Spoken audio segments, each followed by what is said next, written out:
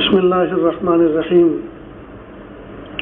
الحمد للہ وکفی وسلام علی عبادہ الذین اصطفی اما بعد اعوذ باللہ من الشیطان الرجیم بسم اللہ الرحمن الرحیم وذکر فإن الذکریٰ تنفع المؤمنین سبحان ربک رب العزة عما یصفون وسلام علی المرسلین والحمد للہ رب العالمین اللهم صل على سيدنا محمد وعلى آل سيدنا محمد وبارك وسلم اللهم صل على سيدنا محمد وعلى آل سيدنا محمد وبارك وسلم اللهم صل على سيدنا محمد وعلى آل سيدنا محمد وبارك وسلم۔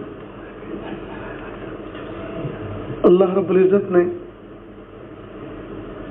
انبیاء کرام کو انسانوں کی تربیت کے لیے بھیجا اور ہر نبی اپنے اپنے وقت پر اپنا کام پورا کر کے دنیا سے رخصت ہوا۔ سب سے آخر میں محمد عربی صلی اللہ علیہ وسلم تشریف لائے اور اپنی عمر طویل کا وقت پورا کر کے دنیا سے تشریف لے گئے۔ محبوب نے اس امت کو جو تعلیم دی اور محبوب کے اس امت کے جو علماء صلاح ہیں انہوں نے جو اس کو اختیار کیا اور انہوں نے اس پر عمل کرنا شروع کیا اور انہوں نے اس ذمہ داری کو نبھایا کہ وہ نیابت رسول کی ذمہ داری نبھاتے ہوئے ان تعلیمات کو پھر وہ آگے بڑھا رہے ہیں۔ یہ عاجز کہا کرتا ہے کہ جس زمانے کے اندر انسان تھوڑے سے تھے اور ان کے مسائل بھی تھوڑے سے تھے، اس زمانے میں بیک وقت کئی نبی آتے تھے، ایک بھائی نبی، دوسرے بھائی نبی، ابا نبی، بیٹے نبی، داماد نبی، سسر نبی۔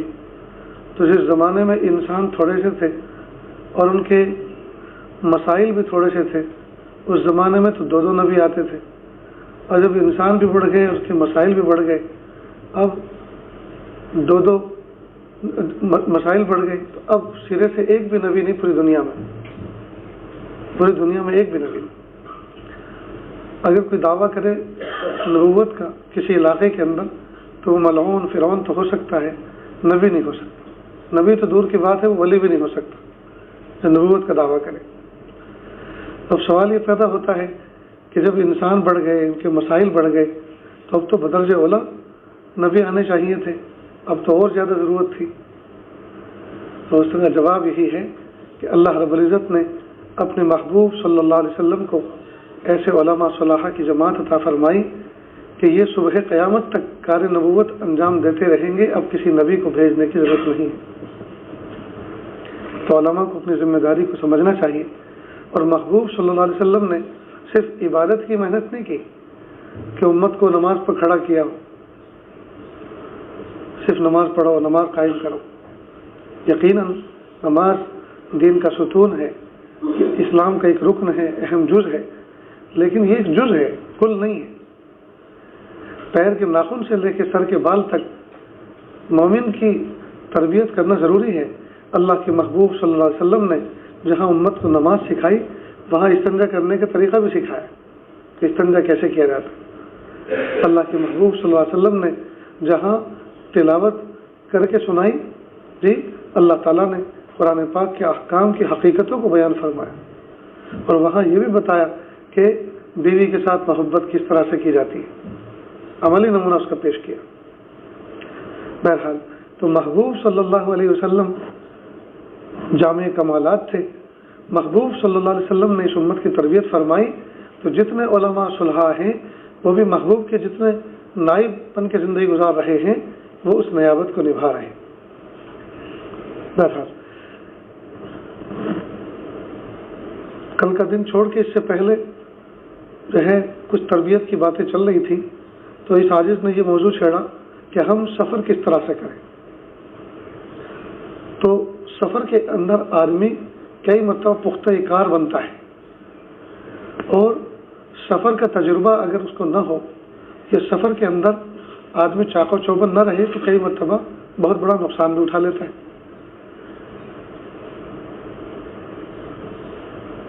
اسلام کا اصول یہ ہے کہ سفر آدمی تنہا نہ کرے بلکہ جماعت کسی شکل میں کرے، اور جمع کا آخری فرض 3 ہے، اللہ یہ کوئی مجبوری ہے کوئی ایسا سفر ہے کہ اس میں آدمی ساتھ میں نہیں رکھ سکتا تو الگ بات ہے، ورنہ آدمی ساتھ میں چلے۔ اس سے نمازوں کا اہتمام کرنا، سامان کا اٹھانا، سامان کی حفاظت کرنا، اعمال کی حفاظت، نگاہوں کی حفاظت، یہ سب چیزیں آسان ہو جاتی ہیں۔ تو کئی مرتبہ آدمی سفر اپنی ذاتی سواری میں کرتا ہے، کئی مرتبہ ہوائی جہاز میں کرتا ہے، کئی مرتبہ ٹرین میں کرتا ہے۔ تو بات چل رہی تھی کہ ٹرین میں سفر کس طرح کرے، تو اس میں بات یہاں پہنچی تھی کہ جس سمت میں آپ سفر کر رہے ہوں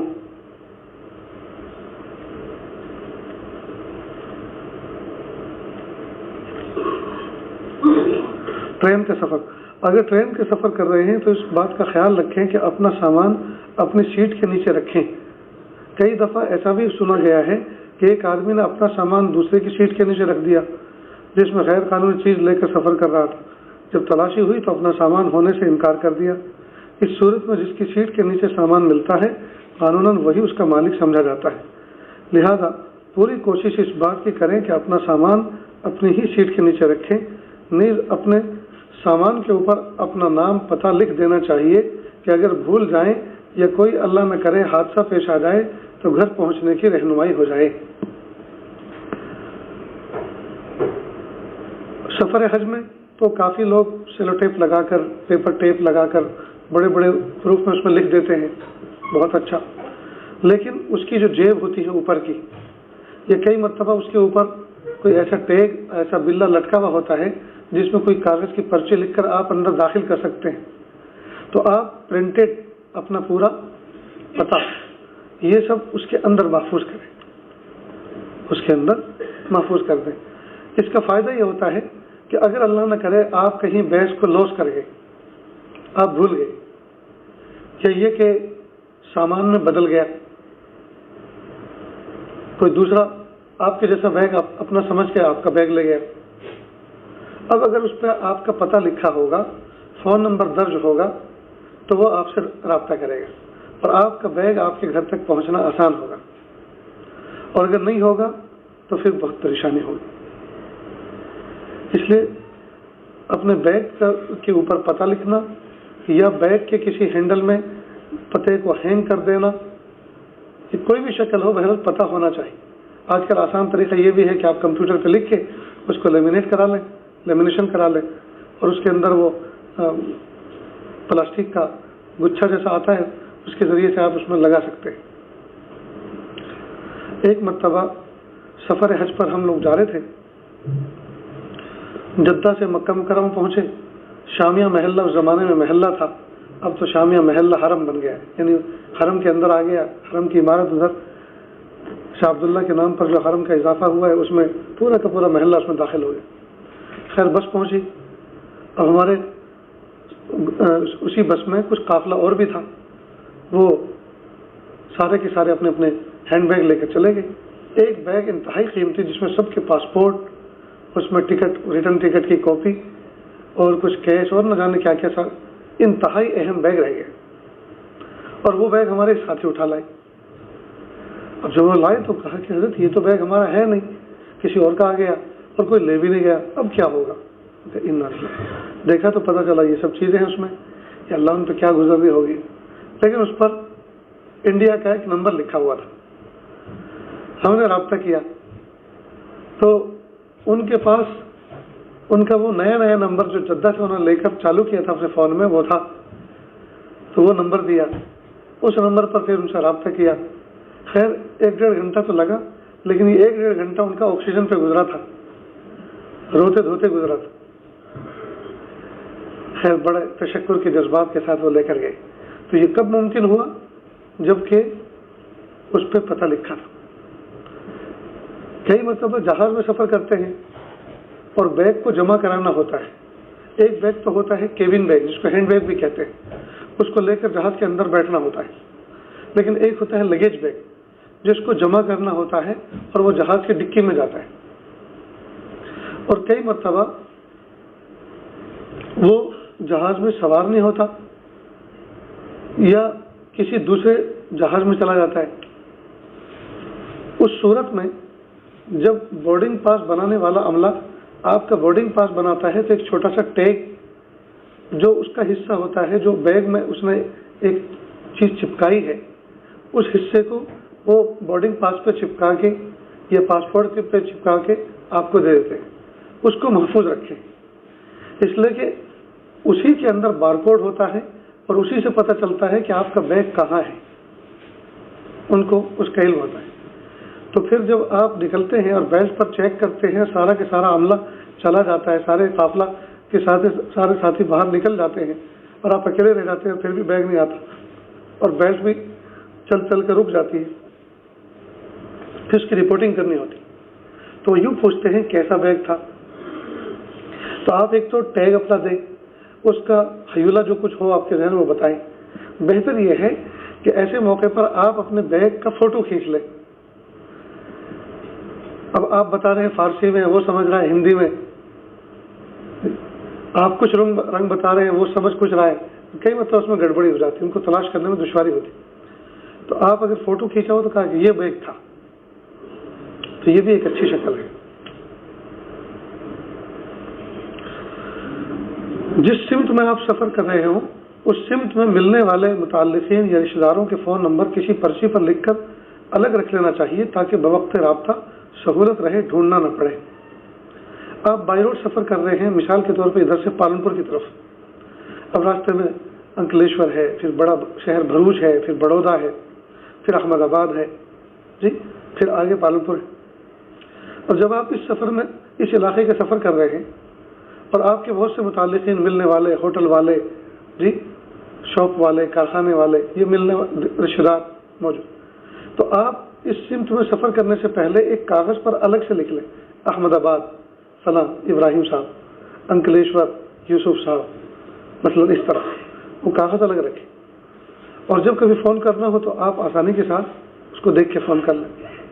ویسے قلم اور کاغذ کی دوستی مضبوط بنا کے رکھنی چاہیے، فون پر، لیپ ٹاپ پر، ان ڈیجیٹل سب چیزوں پہ اعتماد نہ کریں، یہ کوئی بھروسے کرنے کی چیزیں نہیں ہیں۔ قرآن پاک میں جس کا قسم کھائی، جس کا تذکرہ کیا، نون والقلم وما یسطرون، یہ چیز زندہ جاوید ہے۔ عام طور پہ لوگ قلم ہی نہیں رکھتے جیب میں، فون جب سے رکھنا شروع کیا ہے تب سے لوگوں نے قلم چھوڑ دیا، کاغذ چھوڑ دیا رکھنا، فون پہ ایسا بھروسہ کر دے جیسے اللہ تعالیٰ پہ بھروسہ کرتے۔ لا حول ولا قوة الا باللہ۔ معلوم اس میں کیا نقصانات کیا ہیں، سنیں۔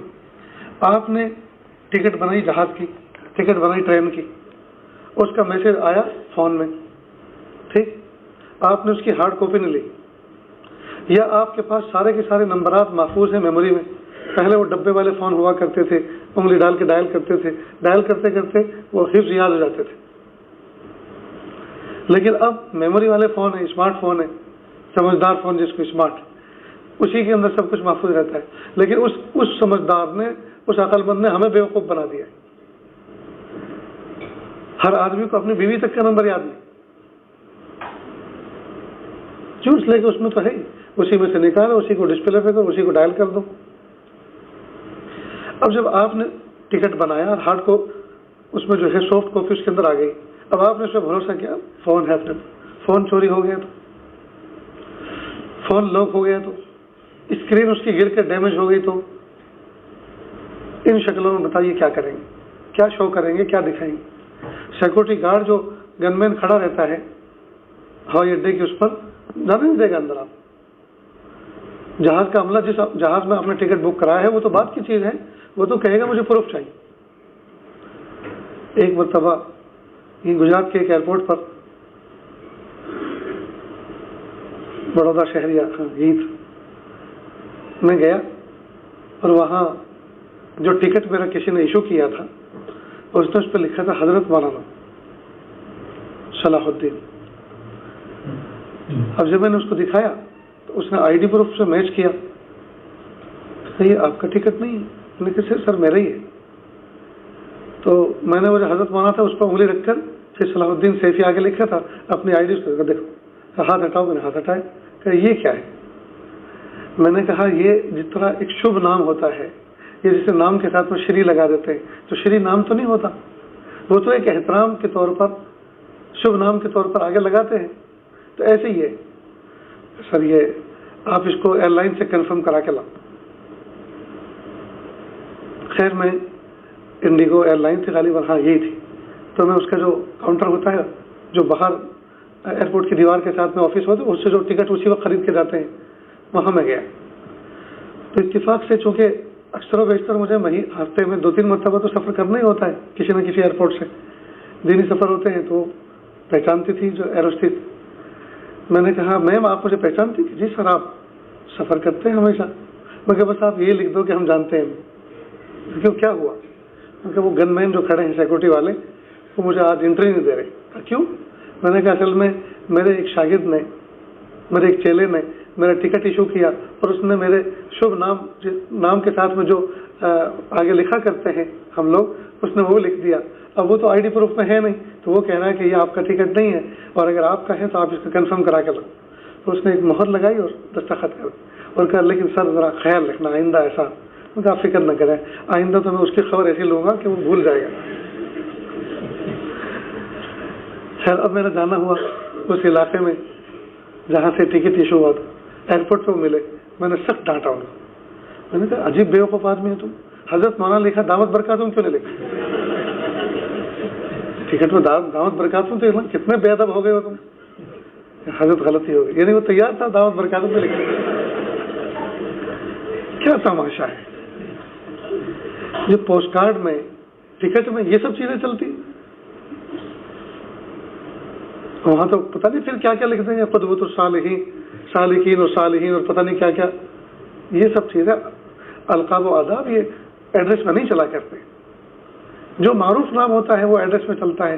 یہ جو آئی ڈی کارڈ میں، اس لیے کبھی بھی ٹکٹ بناؤ کسی سے تو آپ اپنے آئی ڈی کی فوٹو بھیجو اور کہو اس میں جو نام لکھا اس نام سے ٹکٹ بناؤ، کیونکہ مجھے پروف کے طور پہ اسی کو پیش کرنا ہے.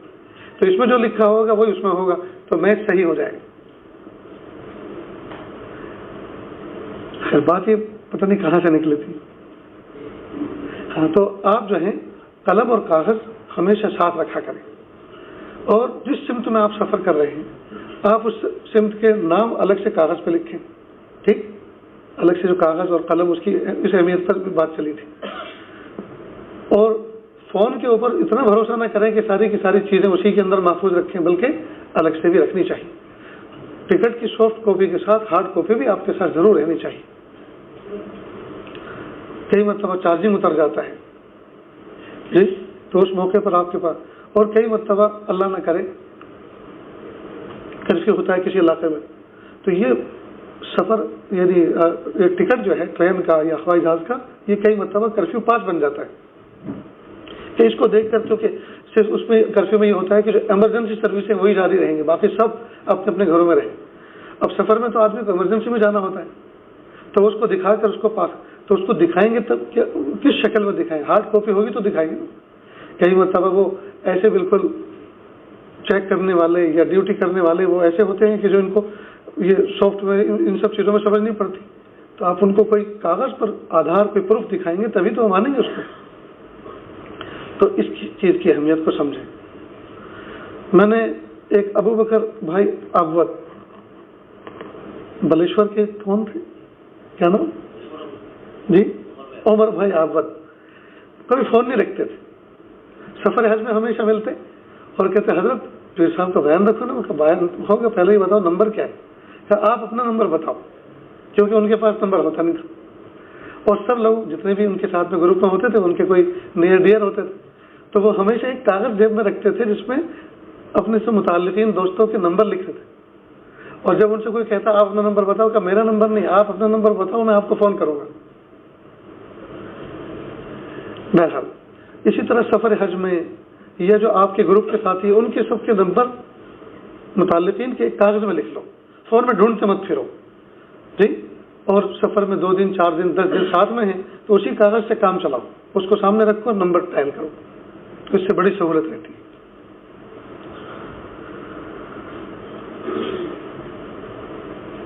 جب ٹرین میں بیٹھ جائیں تو آس پاس میں بیٹھنے والے مسافروں کو ایک بار دیکھ کر یہ تو پوچھا جا سکتا ہے کہ آپ ٹھیک ہیں.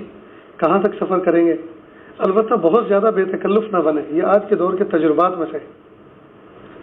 جب آپ بیٹھے، آپ بالکل کڑی پی کر بیٹھے ہوں، کڑوی دوائی پی کے بیٹھے ہوں، تو سامنے والے کو عجیب سا فیل ہوگا اور سفر مقدر ہوگا. یا آپ کے سامنے بھی کوئی ایسا ہی بیہیو کرے تو ایک مرتبہ جب بیٹھے ہیں ایک کمپارٹمنٹ میں اور آپ کو 1000-1200 کلومیٹر کا سفر کرنا ہے، ایک دن ایک رات کا سفر کرنا ہے، تو ظاہر ہے کہ خندہ پیشانی سے کرنا ہوگا. تو آپ ایک مرتبہ بھائی صاحب خیریت سے ہیں، کہاں کا سفر ہے؟ میں تو دلی جا رہا ہوں. پہلے اپنا بھی بتا دو، ورنہ سوچتا ہے کہ ہمارے سے پوچھ رہا، اپنا تو پتہ نہیں اس کا. میں دلی تک کا سفر کر رہا ہوں، آپ کا کہاں تک کا ارادہ ہے؟ جی میں آگرے تک جاؤں گا یا متھرا اتر جاؤں گا. بہت اچھا. آپ کا شبھ نام مثال کے طور پر اس نے نام بتا دیا، بس ہو گیا کافی. اب اپنی کتاب کھولو، لگ جاؤ، قرآن پاک کھولو، تلاوت پر لگ جاؤ، تسبیح اٹھاؤ اور لگ جاؤ اپنے کام میں. جب آپ کھانا کھا رہے ہو تو ایک نظر کیسے، دیکھو بھوک لگی ہوئی ہے، کھانے کا وقت ہے، آپ بھی تشریف لائیے. بس ایک مرتبہ، زیادہ نہیں، ورنہ زیادہ پوچھو گے تو بیٹھ جائے گا کھانے میں. اور بتایا تھا آپ کو کہ اپنا کھانا کھلانے میں کئی مرتبہ کتنا نقصان ہوتا ہے. پتہ نہیں کوئی علاقے کا ایسا آدمی ہے جو ہمارے علاقے کا کھانا اس کو سوٹ نہیں کرتا، یا ہمارا کھانا کچھ اس طرح کا ہے کہ اس کو ہضم نہیں ہو رہا، اور کچھ گڑبڑی ہو گئی تو وہ سمجھے گا کہ اس نے بلیک میل کیا ہے مجھے. اس لیے بس ایک مرتبہ پوچھ لیا کافی ہو گیا. اگر آپ کو کچھ اکرام ہی کرنا ہے تو جو وہاں بیچنے والے ہوتے ہیں انہی کے ہاتھوں سے ان کو بھی دلائیں، خود بھی لیں، بس ہو گیا کافی. اپنے گھر کی بنی ہوئی چیز نہ کھلائیں. آج کے دور کے اندر ان سب چیزوں کا احتیاط کریں. نہیں، جب آپ اپنے گھر کا بنایا ہوا کھانا کھائیں تو مروتاً ایک بار ان کو بھی شریک کرنے کے لیے کہہ سکتے ہیں جو آپ کے قریب بیٹھے ہوئے ہیں. اور ظاہر ہے ایک بار کہنے پر وہ آپ کے ساتھ شریک نہیں ہوں گے. البتہ اصرار کر کے شریک نہ کریں. ہو سکتا ہے آپ کا کھانا ان کو موافق نہ آئے اور ان کی طبیعت بگڑ جائے یا مسئلے آ جائے تو ان کا ذہن آپ کے اور آپ کے مذہب کے بارے میں، آپ کی شخصیت کے بارے میں شکوک و شبہات کا شکار ہوگا. یہ آدمی کچھ کھلا کر ہمیں نقصان پہنچانا چاہتا تھا. اسی طرح آپ بھی دوسروں کا کھانا یا مٹھائی لینے سے احتراز کریں، ادب سے معذرت کر لیں. اور یہ سب اسی وقت ممکن ہے جب آپ ہم سفر سے بے تکلف نہ ہوں. بھائی جب آپ بہت زیادہ بے تکلف ہوں گے تو آپ کو ان کو دینا پڑے گا اور ان کا آپ کو لینا پڑے گا. اس لیے کہ جب بے تکلف نہیں ہوں گے تو اصرار سے کوئی چیز دے گا نہیں، مروت ایک بار کہے گا اور آپ کی معذرت سے وہ مان بھی جائے گا. اگر سفر کے کھانے میں گوشت وغیرہ کا سالن لے جانا ہو تو بہتر یہ ہے کہ بغیر شوربے کا اور بغیر ہڈی کا ہو. بالخصوص ملک ہندوستان میں آج بھی بڑی تعداد میں لوگ ایسے ہیں جو گوشت کھانا پسند نہیں کرتے. تو ہمارے کھانے سے کسی کے جذبات مجروح نہ ہوں، ہم اس کا خیال رکھیں. نیز اگر گوشت ساتھ میں ہے تو چھوٹی چھوٹی بوٹیاں ہوں جو روٹی کے ایک لقمے میں منہ میں جا سکے، ورنہ آپ سب کے سامنے ہاتھ اور دانت کی کشتی کرتے ہوئے عجیب لگیں گے. اور کئی دفعہ ایسا بھی ہوتا ہے کہ گوشت اچھی طرح سے پکا نہ ہو تو بوٹی چھوٹ کر گود میں گر جاتی ہے. اپنی گود میں گرے تو خیر، اگر دوسرے کی گود میں گر جائے تو فتنے کا اندیشہ رہتا ہے. اگر گوشت ہی کی چیز ساتھ لینا ہو تو قیمہ بھی لیا جا سکتا ہے تاکہ سامنے والا اگر کھاتے ہوئے بھی دیکھ لے تو دال کا تصور کرے. سفر میں ٹرین کے اندر جب کھانا شروع کریں تو ساتھ لائے ہوئے اخباری کاغذ یا پلاسٹک کا دسترخوان بچھائیں. سنت پر بھی عمل ہوگا، سیٹ بھی خراب نہ ہوگی. اور چونکہ وہ دسترخوان پلاسٹک کا یوز اینڈ تھرو اکثر ہوتا ہے، چاروں کونے پکڑے اور آپ اس کو ڈالنے چلے گئے. سفر میں جس طرح کھانے کے بارے میں یہ سب چیزیں جو بتائی گئی ہیں ان کو ملحوظ نظر رکھیں. اس کے ساتھ ساتھ یہ بھی کہ ڈسپوزل برتن استعمال کریں. بہت اچھے پلاسٹک کے اچھے برتن آ رہے ہیں. یہ جو پلاسٹک ڈسپوزل ہوتے ہیں یہ بھی کئی درجے کے ہوتے ہیں. تو صاف ستھرے برتن آپ لیں، کھانے کی صحت بھی برقرار رہے. اور آپ جب اس کو ڈالیں تو ان پلیٹوں کے ساتھ وہ جو چمچیاں ہیں ان کے ساتھ ان کو پھینک دیں، تو آپ کو دھونے کی زحمت نہیں رہی. ٹیشو پیپر بھی ضرور ساتھ میں رکھیں. ٹیشو پیپر کا ایشو کئی مرتبہ آتا رہتا ہے. ہاتھ پہ آپ کی تڑی لگ گئی ہے تو آپ ٹیشو سے اچھی طرح سے مسل کے اس کو صاف کر سکتے ہیں، وہ جذب کر لے گا اس کو. اب دھونے میں ہلکا سا پانی کافی ہو جائے گا. کئی مرتبہ سیٹ پہ کوئی گر جاتا ہے تو آپ اس کے ذریعے سے اس کو اٹھا سکتے ہیں.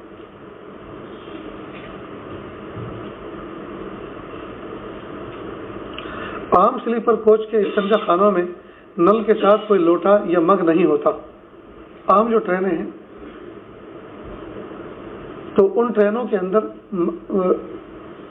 ٹوائلٹ کے نل کے ساتھ کوئی مگا یا لوٹا نہیں ہوتا, اور نل میں پانی بہت فورس کے ساتھ آتا ہے. جب آپ پش کریں گے تو بہت تیزی کے ساتھ نکلتا ہے.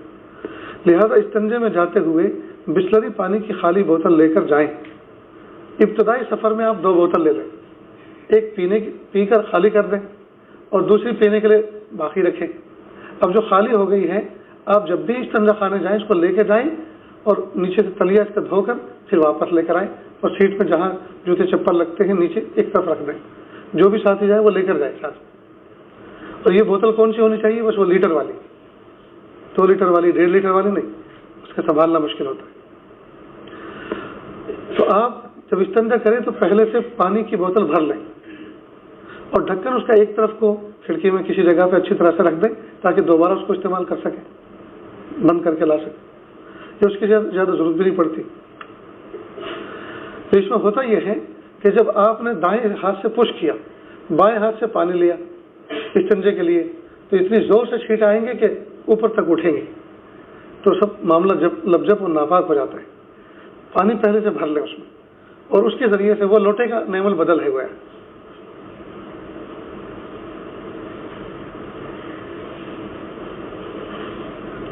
اس ٹھنڈی کے موسم میں جب ٹرین میں سفر کرتے ہیں اور صبح کو نماز پڑھنی ہوتی ہے تو اتنا ٹھنڈا پانی ہوتا ہے اوپر کا, کیونکہ ہوا لگ کے وہ تو اور زیادہ ٹھنڈا ہو جاتا کہ وضو میں دشواری ہوتی.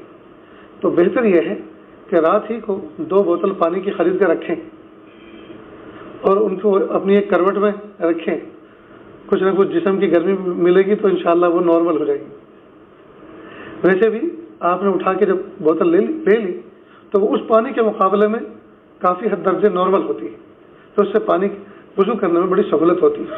خاص طور سے آپ کے ساتھ میں کوئی معزز مہمان ہیں, آپ کے بڑے ہیں, استاد ہیں, پیر و مرشد ہیں, یا والدین آپ کے ساتھ چل رہے ہیں, آپ جوان ہیں, آپ تو کیسے بھی پانی سے وضو کر لیں گے, لیکن ان کی راحت پہنچانے کے لیے یہ انتظام کر کے رکھیں.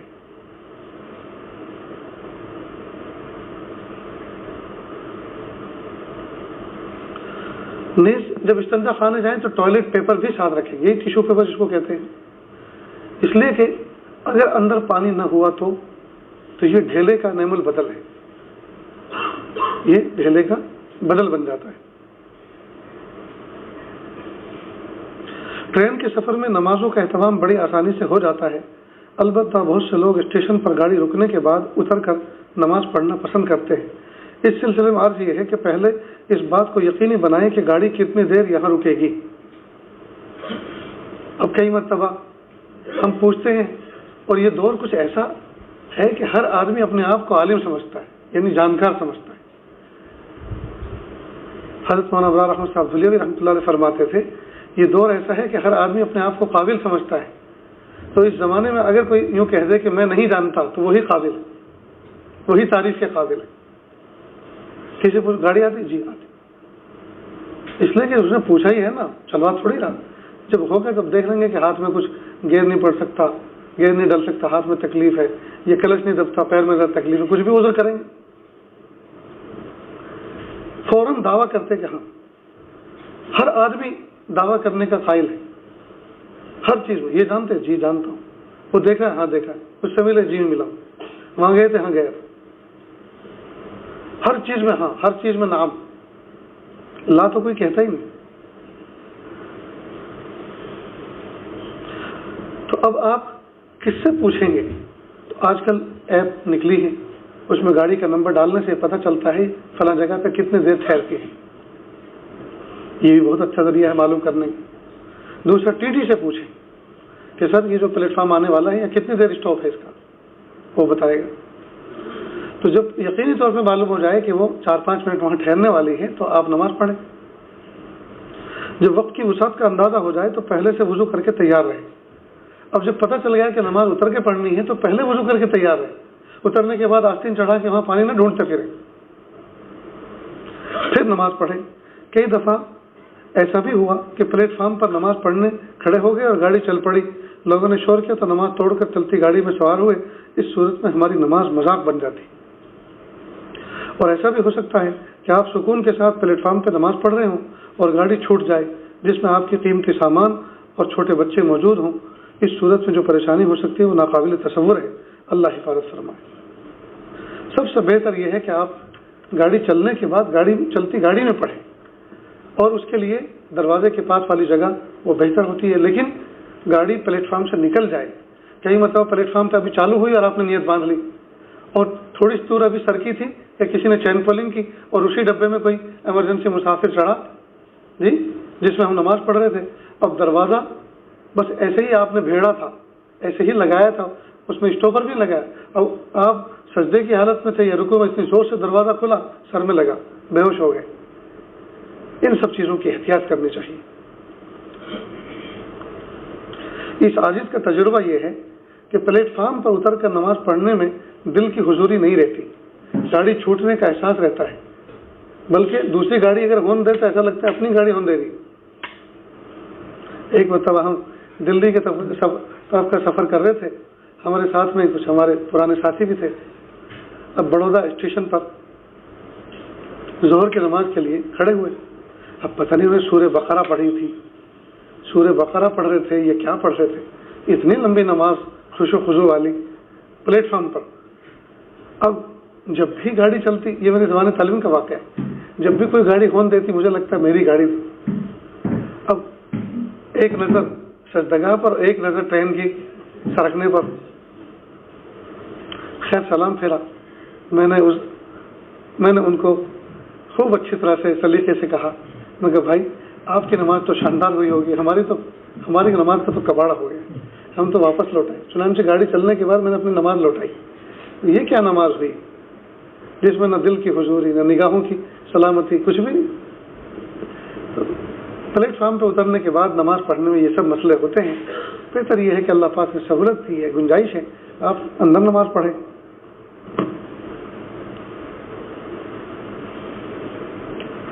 نیز ٹرین کے اندر کئی مرتبہ ہم لوگ لمبی چوڑی جماعت کرتے ہیں۔ دیکھو جماعت کی تاکید ہے، لیکن حالت سفر میں اس کی تاکید اس درجے کی نہیں ہے۔ اگر کرنی بھی ہے تو بس 2 آدمی کی کافی ہوگی، اور وہ بھی جو راستہ جو بتایا ہم نے کہ ڈبے میں داخل ہوتے وقت جو دروازہ ہوتا ہے، دروازہ بند ہونے کے بعد اس طرف پڑھ لیں، اور نہ کئی مرتبہ لمبی چوڑی۔ اب آج کے دور کے اندر جب کہ ہر بندہ اہل ایمان سے کھار کھائے ہوئے، اس صورت میں تو بہت زیادہ محتاط رہنے کی ضرورت ہے۔ ہمارا ایک عمل دوسروں کے لیے اور جواز پیش نہ کرے کہ یہ ہمیشہ تکلیف دیتے ہیں، یہ راستہ بلاک کرتے ہیں، اس لیے کہ جس جگہ آپ نماز جماعت کر کے پڑھ رہے ہیں اس میں اس پیسیج میں ٹی ٹی بھی چلتا ہے، اس میں سیکورٹی گارڈ بھی چلتے ہیں، اس میں بیچنے والے بھی چلتے ہیں، اس میں عام مسافر بھی ادھر سے ادھر ڈبے میں منتقل ہوتے ہیں۔ اب آپ اگر وہاں نماز پڑھیں اور کھلے دھلے انداز سے پڑھیں اور لمبی چوڑی پڑھیں تو ان تمام لوگوں کو ازعاج اور تکلیف ہوگی، اور یہ تکلیف باعث بنے گی آئندہ دوسرے لوگوں کے لیے منع کرنے کا۔ ٹی ٹی نہیں پڑھنے دے گا، سیکورٹی گارڈ نہیں پڑھنے دیں گے، تکلیف ہوگی۔ اس لیے آپ اپنے عمل سے، اسلام کا نام ہے سلامتی، مومن امن والا ہوتا ہے، اسلام سلامتی والا ہے، تو ہم کسی بھی عبادت سے، اپنے کسی طرز عمل سے کسی کو تکلیف باعث نہ بنے۔ جب دروازے کے پاس مصلی بچھائیں تو اس بات کا خیال رکھیں کہ گاڑی پلیٹ فارم چھوڑ چکی ہو اور دروازہ اوپر سے لاک کر دیں، تاکہ اگر نماز پڑھ رہے ہوں اور گاڑی رک جائے اور آپ سجدے کی حالت میں ہوں تو لاک نہ کرنے کی صورت میں اگر کسی نے دروازہ باہر سے کھول کر دھکیل دیا تو سر میں چوٹ لگ سکتی۔ کئی مرتبہ ٹریک کا بیلنس ایسے ہوتا ہے، تو جب گاڑی چلتی ہے تو تھوڑی یوں ہوتی ہے، تھوڑی یوں ہوتی، اب آپ سجدے میں تھے وہ یوں ہوئی اور دروازہ آٹومیٹک کھل گیا، تو وہ اتنا لوہا لاٹ ہوتا ہے، خالی بھی وزن اس کا اتنا ہوتا ہے کہ سر پھوڑنے کے لیے کافی، خالی دروازے کا بھی وزن بجائے کسی کی فورس سے دھکا دینے کے، اپنا خود ذاتی وزن بھی اس کا اتنا ہوتا ہے کہ وہ سر میں زخم کرنے کے لیے کافی۔ نیز سفر میں ہلکی پھلکی نماز پڑھنی چاہیے تاکہ آپ خود بھی اور دوسرے بھی کسی تنگی کا شکار نہ ہوں۔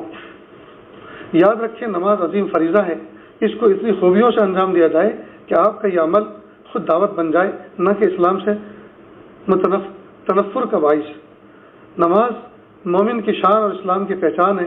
نماز باجماعت سے پڑھنے کی تاکید ہے، لیکن سفر میں یہ تاکید ختم ہو جاتی ہے اور مستحب سے تبدیل ہو جاتی ہے۔ لہذا اگر دو آدمی آسانی سے جماعت کر سکتے ہوں کہ پڑھنے والوں کو بھی تکلیف نہ ہو، گزرنے والوں کا راستہ بھی بند نہ ہو، تو جماعت کر لیں تاکہ مستحب پر عمل کا اجر بھی مل جائے، ورنہ انفرادی نماز ادا کر لیں۔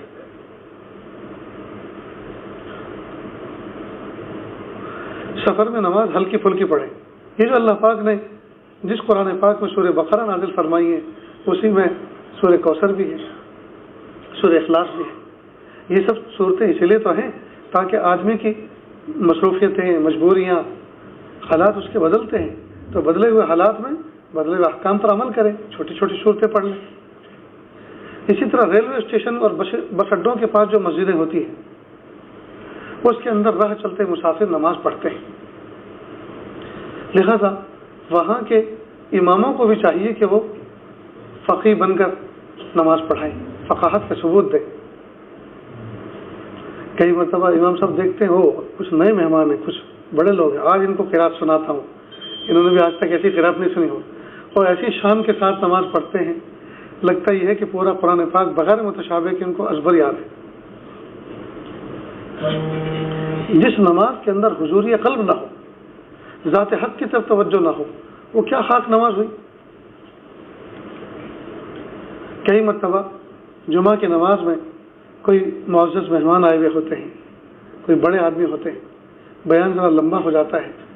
اب آج بیان لمبا ہو گیا تو نماز کو کچھ مختصر کر لیں، خطبے کو ذرا مختصر کر لیں، تاکہ جو لوگ فیکٹریوں سے آئے ہیں، کارخانوں سے آئے ہیں اور وہاں وعدہ کر کے آئے ہیں کہ جی ہم 15 منٹ میں 20 منٹ میں آ جائیں گے، وہ اپنے مالکوں کے سامنے جھوٹے ثابت نہ ہوں، ورنہ وہ کہیں گے کہ یہ لوگ جاتے ہیں پرے کے لیے، نماز کے لیے، اور 15 اور 20 منٹ کے لیے آتے ہیں 1 گھنٹے میں گھوم پھر کر، یہ جھوٹے ہیں۔ تو آپ کے نماز لمبا کرنے کی وجہ سے سامنے والے لوگ جھوٹے ثابت ہو گئے، اور آئندہ نماز جمعہ میں چھٹی ان کی داؤ پہ لگ گئی۔ کئی مرتبہ میں انڈسٹریل ایریا ہوتے ہیں، فیکٹریوں کے علاقے ہوتے ہیں، یہ بھرا شہر ہوتا ہے، وہاں بیان کا حضرت بیان کریں کتنی دیر، حضرت بس 1:30 بجے ہوتا ہے، لیکن آپ 2 2:30 جتنا آپ کو بیان کرنا آپ ہمارا اکرام کر رہے ہیں۔ اور یہ وہ ہوتے ہیں جو بالکل فرصتی ہوتے ہیں۔ کئی مرتبہ انتظامیہ ایسے ہوتے ہیں نا، ان کو کوئی کام نہیں ہوتا، انہیں کیا پتا لوگوں کی وقت کی قدر کا، انہیں کیا پتا جاب شاپ پہ کتنی مشکلیاں پیش آ رہی ہیں۔ میں نے کہا نہیں، جو عام دستور ہے عام دنوں میں اسی وقت میں پورا کروں۔ نہیں حضرت آپ آئے اتنی دور سے، میں دور سے آیا ہوں تو یہ کوئی کمال کی بات ہے۔ جو لوگ سامنے آ رہے ہیں اس میں اسکول کے اسٹوڈنٹ بھی ہیں۔ مجھے اچھی طرح یاد ہے، یہی بستی میں جامع مسجد ہے، ایک مرتبہ میں اس میں نماز پڑھ رہا تھا، اور اسکول سے بچے آئے ہوئے تھے چھٹی لے کر نماز پڑھنے، اور جو مقرر بیٹھے ہوئے تھے کہتے دیکھو میں آج بہت دنوں کے بعد آپ کے درمیان بیٹھا ہوں اور میرا بہت قیمتی وقت ہے، لہٰذا میں جو سنا رہا ہوں سنتے رہے۔ اور یہ جملہ میں نے کئی مرتبہ کہا، لیکن وہ بچے ایسے تڑپ رہے تھے، وہ چل نہیں، چلو ماں ہیں ان کے، گجراتی بول رہے چل نہیں، وہ ٹیچر مارے گا، جو بھی پرنسپل جو بھی وہاں نگراں، اوکے، یہاں تک کہ ایک بچہ تیزی کے ساتھ بھاگ گیا۔ وہ منظر مجھے آج تک یاد ہے، نماز جمعہ چھوڑ کر گیا۔ کیوں؟ اس مقرر کی وجہ سے۔ وقت کی پابندی، اس میں برکت ہے، سامنے والوں کی راحت، اس میں برکت ہے۔ یہ کیا آپ جو مضمون سوچ کے آئے ہیں وہ پورا بیان کریں، جو قرات آپ سوچ کر آئے ہیں، جو صورت آپ طے کر کے آئے ہیں اسی کو پورا کریں۔ اللہ رب العزت نے مختلف مواقع کے مختلف احکام رکھے، تو مجھے بڑی تاکید سے کہتے ہیں جی آپ جو ہے آدھا پونا گھنٹہ، کوئی بات کوئی حرج نہیں، بہت بڑا حرج ہے۔ جو لوگ آئے ہیں وہ اپنے مالک کو کہہ کر آئے ہیں کاؤنٹر پر جی میں 20 منٹ میں آ جاؤں۔ جو لوگ آئے ہیں وہ اپنی فیکٹریوں کے اندر سے اجازت لے کر آئے ہیں اور کسی غیر مسلم سے اجازت لے کر آئے، اس کی وعدہ خلافی ہو جائے گی، آئندہ نماز کے لیے اجازت لینے کی اس کی ہمت نہیں ہوگی، زندگی میں اس کی نماز چھوٹیں گی جمعہ کی، اور اس کا سبب میری بے اصولی بنے گی، یا آپ کا یہ بے اصولی پن کا جو طرز ہے یہ بنے گا۔ اس لیے آپ میں بھی بہت سے لوگ متولی ہوں گے، مسجدوں کے ذمہ دار ہوں گے، نہیں ہوں گے تو انشاءاللہ بنیں گے، تو ان سب چیزوں کا خیال رکھیں۔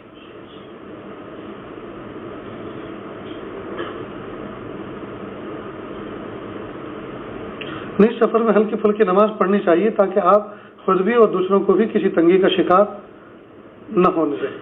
یاد رکھیں یہ تو ہو گیا. ٹرین میں استنجا خانوں میں واش بیسن میں وضو کے وقت چہرہ ہاتھ دھو لیں.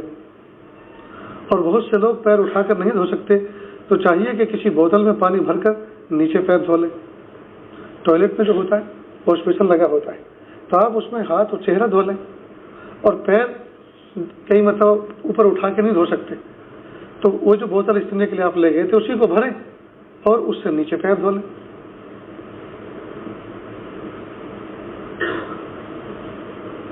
اس سے براہ راست دھونے میں ناپاکی کا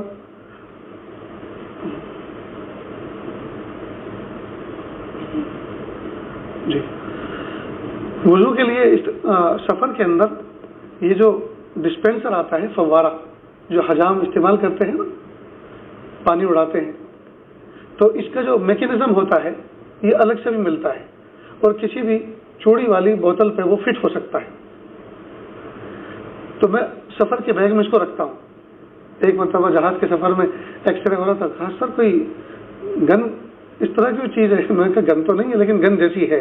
کہاں دکھائی کیونکہ ہم جیسے لوگوں کے تو بڑی اخلاص کے ساتھ چیکنگ ہوتی ہے تو اس میں وہی تھا. اس کے نیچے پائپ تھا اور وہ دباتے ہیں.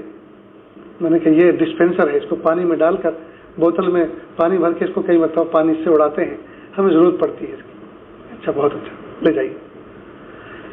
تو بوتل اس کو آپ اپنے سوٹ کیس میں سفر کے تھیلے میں رکھیں اور بوتل پہ اس کو چڑھا دیں. ٹھیک. اب وضو کا ایک فرض ہے چہرے کا دھونا. تو آپ نے چہرے پہ اس کو کیا اور اچھی طرح سے قطرات ٹپک کے مسل لیا چہرہ دھل گیا. جی یہ کونیوں سمیت ہاتھوں کا دھونا آپ نے آستین چڑھائی اور فوارہ لگایا اور اس کو مسل لیا 1-2 قطرے گر گئے رکن پورا ہو گیا. جی پھر دونوں ہاتھ پہ آپ نے مار لیا مسا کر لیا. اور پیروں پہ اب اس میں کلی اور ناک میں پانی یہ سنت ہے اور اس کا فرض سے تعلق نہیں. یعنی مجبوری کی حالت میں جب آپ سفر کر رہے ہیں تو اگر آپ نے ناک میں پانی نہیں ڈالا کلی نہیں کی تو آپ کا وضو تو ٹھاٹ سے ہو گیا. پانی بھی بہت کم استعمال ہوتا ہے. سفر حج میں خاص طور سے اس کا اہتمام کے ساتھ لے جانا چاہیے. ایک مرتبہ یہ عاجز مینا سے عرفات کی طرف بس جانی تھی اور تقریباً 2:30-3 بجے میں ہم 2:30-3 بجے کے وقت ہم اپنی بسوں میں بیٹھے اور جیسے بس میں بیٹھے بس جام میں پھنس گئی. اندازہ یہ تھا کہ ہم عرفات میں جا کے فجر پڑھیں گے لیکن عرفات کیا مینا سے کھسک نہیں رہی تھی. لیکن ایک عجیب بات یہ تھی کہ جب ہم نے قبلہ چیک کیا تو بس جیسے عرض میں چل رہی تھی بالکل عرض کی سمت میں ہی قبلہ تھا. اب جن کے وضو تھے انہوں نے تو بس میں 2 سیٹوں کے درمیان جگہ بنا کر نماز پڑھنی شروع کر دی. اب بہت سی عورتیں تھیں اور ہمارا جو گروپ تھا الحم نام کا ٹور وہ اس میں اکثر و بیشتر پالنپور کے علاقے کے افراد ہوتے ہیں. ہماری ماں بہنیں اب سارے حاجی بیٹھے ہوئے اور ان کا وضو کا مسئلہ. اللہ کا شکر ہے میرے پاس اس وقت بڑا سا ڈسپینسر تھا اس میں زمزم بھرا ہوا تھا. میں نے کہا آپ فکر نہ کریں نماز انشاءاللہ آپ کی ضائع قضا نہیں ہوگی. میں نے ان کو یہ سمجھایا اور انہوں نے اس طرح کر. اب اتنی سی بوتل کے پانی میں 8 سے 10 لوگوں نے وضو کیا اس لیے کہ اس میں تو پانی زیادہ ڈھیر سارا گرتا ہی نہیں ہے. اس دن اس کی زیادہ اور اہمیت معلوم ہوئی اور پھر اس گروپ میں یہ عہد کر لیا کہ ہم جتنے بھی سفر کریں گے اس کو اپنے ساتھ یہ چیز رکھیں گے تو بڑے کام کی چیز. تو نماز محفوظ ہو گئی نا. ایک بار پونا سے مجھے بمبئی آنا تھا کولہاپور کی طرف سے آ رہا تھا ایکسپریس ہائی وے پر قبلے کی سمت گاڑی چل رہی اور بالکل آکسیجن پر. یعنی کوئی جگہ کوئی ڈھابا ایسا نہیں ہے جہاں اس کو کہہ کر یہ کہا جا سکے کہ ہمیں نماز پڑھنی. وہ گاڑی تھی میرے پاس یہ ڈسپینسر تھا پانی تھا. میں نے اس کے اندر بسلری سے پانی اس میں ڈالا اور کر کے اس کے بعد وضو کیا. وضو کرنے کے بعد جو پیسیج تھا کیونکہ سلیپر کوچ تھا نیچے مسلح بچھایا اور کھڑے ہو کر ایکسپریس پر وہ تو ماشاءاللہ ایسی گاڑی چل رہی تھی اس میں نہ وہ جرکنگ تھی نہ کوئی گڑھا تھا. کھڑے ہو کے میں نے فجر کی نماز ادا کی. لیکن کب ممکن ہوئی جبکہ میرے ساتھ وضو کا سامان موجود تھا. اور میں نے جو 2-4 قطرات بھی گرتے ہیں اس کے لیے میں نے سیٹ کے اوپر اپنا موٹر سے تولیہ بچھا کر اس کے اوپر وضو کیا تاکہ سیٹ بھی خراب نہ ہو. تو دیکھو جب طلب ہوتی ہے طبیعت میں انتظام ہوتا ہے تو اللہ تعالیٰ مینیج کر دیتے ہیں سجھا دیتے ہیں. اور اگر غفلت ہو اور ارادہ ہی نہ ہو اور پہلے سے ہی وہ ہو کہ بھائی یہ عذر ہے میرے لیے کہ میں حالت سفر میں ہوں تو اور نماز وضو میں کہاں کرتا، نماز کہاں پڑھتا، تو یہ آپ نفس کو تو جواب دے سکتے ہیں، اللہ کو نہیں سمجھا سکتے۔ قیامت کے دن آپ یہ نہیں کہہ سکتے یہ عذر تھا میرے پاس، اللہ پاک نے عقل کس لیے دی تھی، اس کو استعمال کرے آدمی۔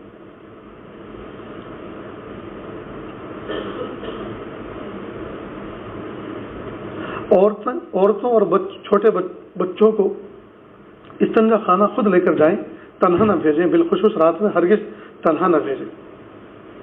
ٹوائلٹ کے جو استنجا خانے ہوتے ہیں، بچہ ہے آپ نے اس کو بھیجا جاؤ استنجا کر کے آؤ، نہیں، آپ خود جائیں، ساتھ میں خود جائیں، لوک ہو جائے، وہ نکل کر دوسرے ڈبے کی طرف چل پڑے یا دو ڈبوں کے درمیان میں کئی مرتبہ جو گیپ ہوتا ہے اللہ نہ کرے اس میں گر جائے یا اپنے دروازے کی طرف چل پڑے، تو کیا ٹھکانا۔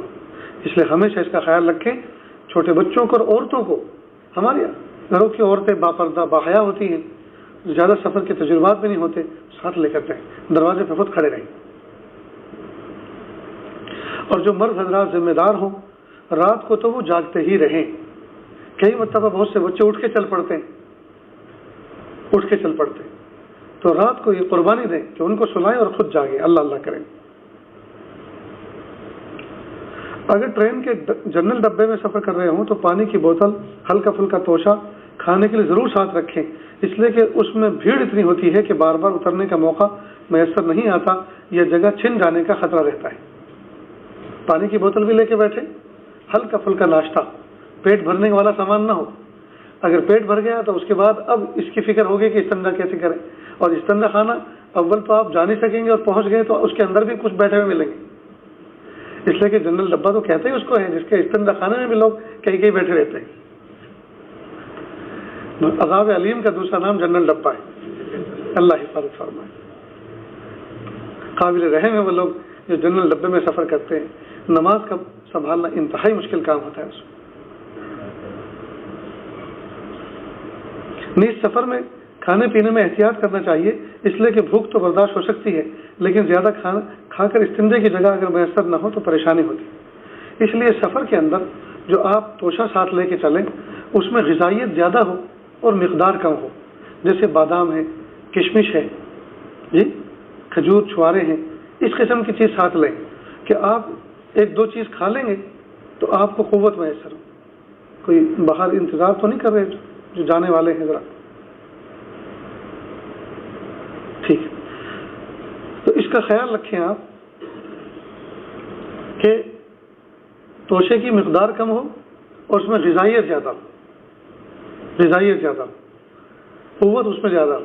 تو تھوڑا سا کھائیں گے آپ کو قوت ملے گی، انرجی ملے گی، اور مزید یہ کہ آپ کو استنجے کا تقاضا نہیں ہوگا۔ اور اگر آپ ساتھ میں پراٹھے لے کر گئے ہیں، گوشت لے کر گئے ہیں، کوئی ایسی چیزیں لے کر گئے ہیں، آپ رغبت سے خوب کھا رہے ہیں، تو تھوڑی دیر کے بعد پھر استنجے کا تقاضا بھی لگتا ہے۔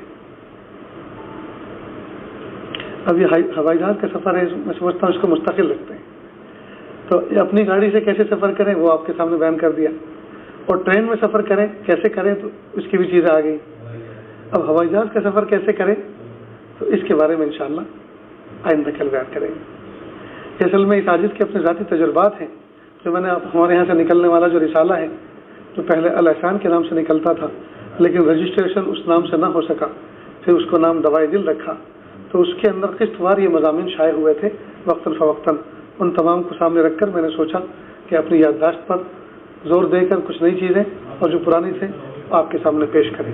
تو یہ سب چیزیں تجربات پر مبنی ہیں، اگر آپ اس پر عمل کریں گے تو انشاءاللہ سفر کا لطف حاصل کریں گے، سفر کا لطف اٹھائیں گے اور احتیاط بھی کریں گے، اپنی جان کو بھی خطرے میں نہیں ڈالیں گے، اور شریعت کے جو احکام ہیں ان کو بھی آپ پورا کر سکیں گے۔